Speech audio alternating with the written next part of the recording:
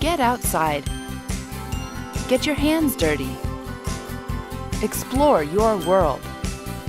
And share what you've learned with neighbors across the street and scientists half a world away. Become a citizen scientist. What is a citizen scientist? It's an everyday person who volunteers to gather scientific information and share it with the scientific community.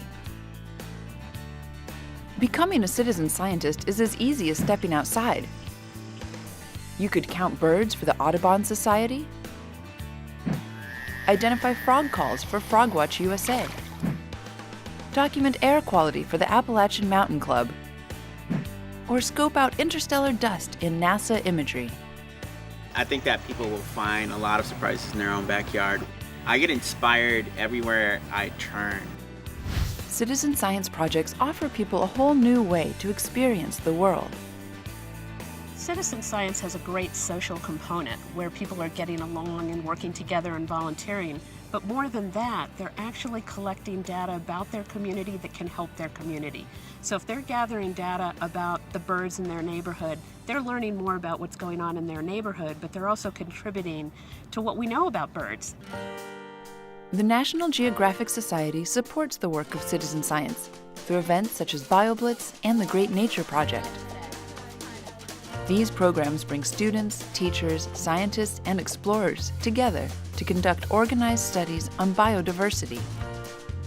We went out there into the field on this inventory and dug into logs and used our sweep nets to capture dragonflies and other creatures. And you stand on the side and then minnows come in and you drop a worm in there and then they all come and then you just reach in and grab them.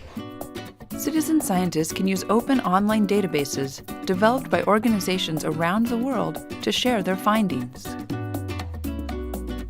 National Geographic's FieldScope is one of these programs. It aggregates scientific and geographic information so citizen and professional scientists alike can visualize and analyze data through maps and graphs. The information and images you provide could unlock important new scientific discoveries.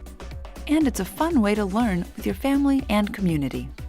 So it builds a network. People are connected to each other, and that's a great way to learn, is to see not only the data that you've collected or the photos that you've taken, but the data that others have collected and how it all comes together to create a picture of what's out here. Citizen science is really integral to the functioning of New York City Audubon. We have 2 scientists on staff. It would be impossible for us to collect the amount of information we need to understand what's going on with birds in the city and other wildlife that we monitor. Participating in citizen science projects is a great way to look more closely, listen more carefully, and connect more completely with your environment. These kids are in a place, they're learning from what they're seeing, they're learning from what they're hearing, they're learning from what they're touching. It helps those students to see where their life could go, introducing them to what their potential career path could be. It's moving. Like a slithering snake. Can I see? A mini one. A slithering snake. A mini one. These moments that kids and adults have reverberate. I mean, they are with people who care, they're in a beautiful setting, and they suddenly, perhaps, discover what they can unlock in themselves in terms of curiosity about nature.